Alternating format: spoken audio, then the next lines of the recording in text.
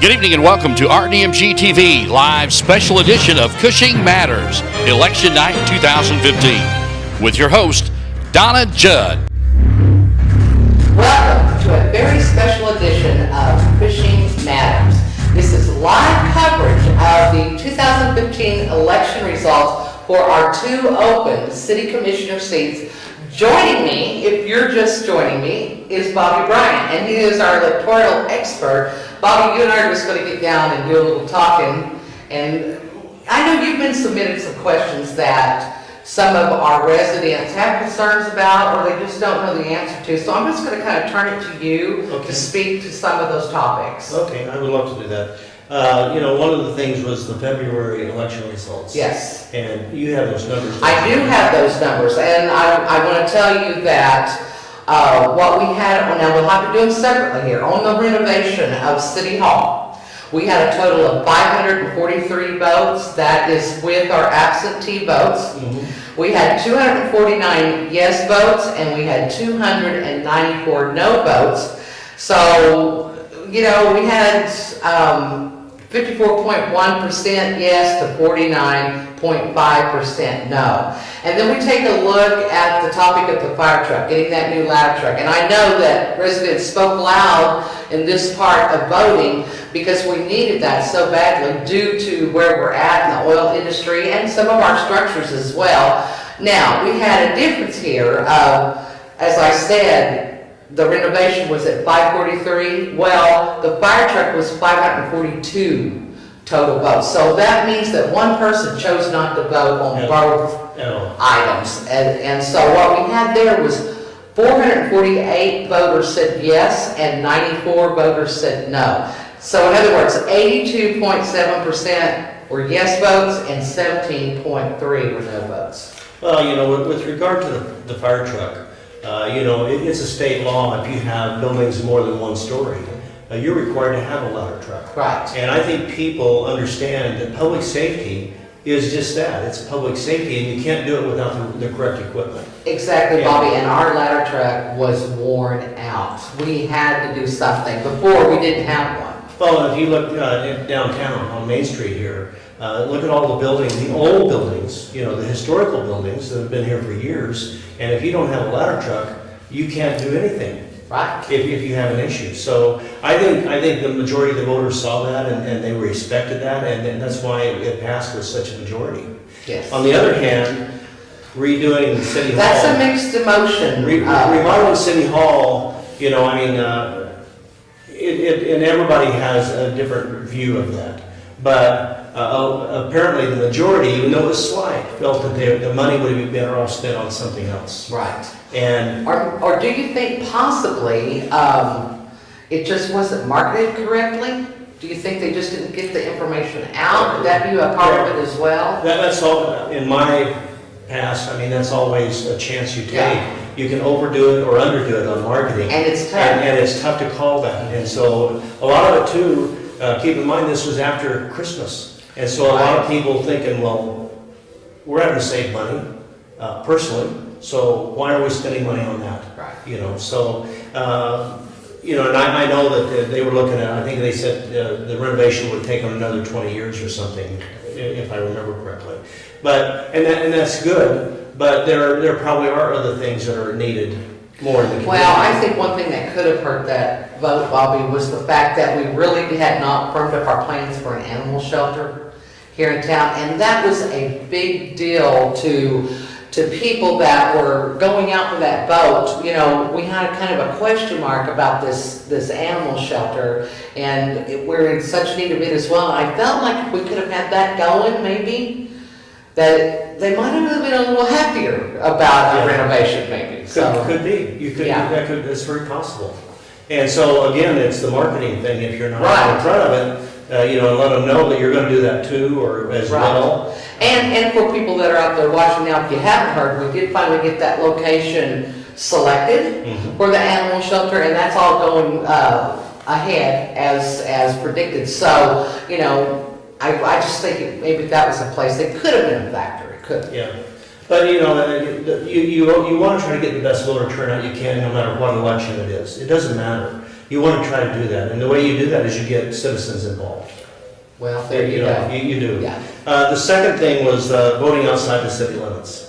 Now, I will assure you that any city or town in Oklahoma, or where I'm from in Arizona, the city has nothing to say. That is a state law, and they cannot do anything about it whatsoever. They can't just rewrite their charter and do it. It's Exactly. a state law. If you're now, the solution to that, of course, is to be annexed, but annexation is expensive, and a city and any community has to be careful about how they annex, because the minute you annex someone, that means you're going to provide all the services to them at the taxpayer's expense. So depending on how far they are out, Right. and we're talking sewer, water, fire, police, trash.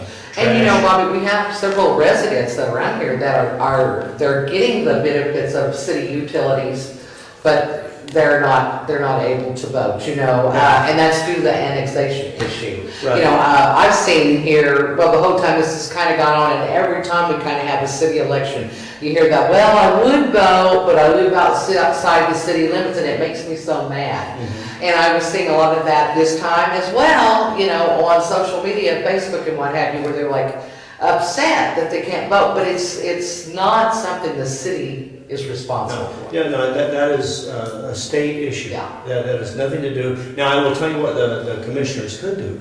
They could vote on a resolution to assist with annexation, because there's a cost tied to annexation itself. They could develop a resolution and vote on it and pass it, where they could help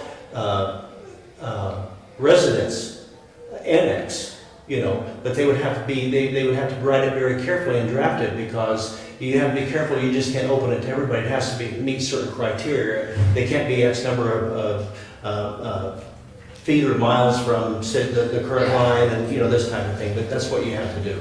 But anything is possible, in a sense, is what I'm hearing from you. It's just how it's done, and you have to put some thought into making those changes. Yeah, and another point on that is, can you be annexed into the city and gain all the benefits from being inside the city limits? Well, like we just said, Yeah. you can, but there's an expense to be paid by the taxpayers who are already Right. there, and of course, you can't vote if you're not in. I mean, that's state law. So it's pretty cut and dry there. Yeah. Another thing is, how should the city commission govern regarding the other authorities they sit on as trustees? It's a big one here, I think. Well, I will tell you, in my personal experience, because I was involved in that as a mayor of a city of about 52,000 people when I left. And we had numerous boards and commissions, different authorities and that type of thing. And no council member / commissioner, nor the mayor was ever allowed to be on any of those except as a liaison. So what we would do, you would have, we would appoint citizens to those boards and commissions, and then they would vote internally for a chairperson and so forth, and they were required to change chairs every 2 years. There was guidelines for each one of those. Okay. But but the council and the mayor had to sign up to be a liaison to each one of those. Mhm. You had to attend. You couldn't vote. Okay. But you had to attend, and then you gave feedback to the rest of the council and the mayor. Oh, okay. And that way it worked out well. And of course, everything is done through the just like everything else, the attorneys and accounting and everything is done the same way. But I will tell you that for me personally, if you want people to really be involved in your community and really feel like they're in step with the community, put them on these boards and commissions.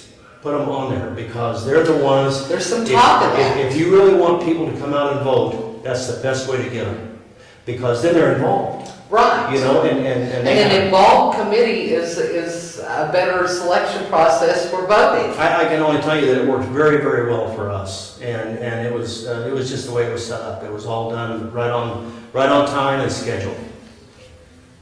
Okay, and other topics that you think we may have not covered? I mean, there's the sunshine law. Oh, absolutely. And the sunshine law, a lot of people take it for granted, especially if you're elected. Yeah. A lot of people.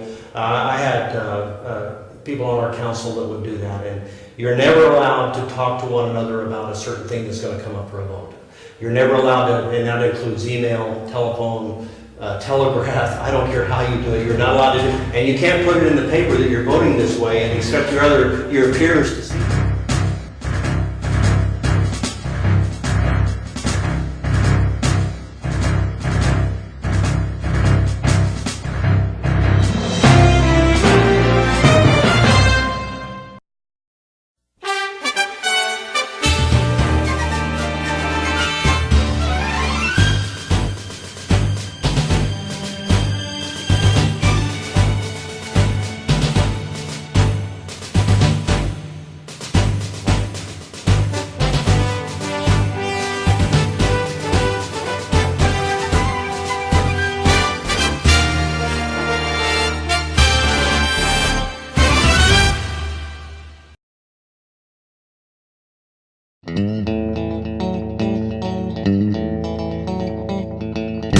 Welcome to Donna and Friends, and I'm really excited to have Megan Crompton in.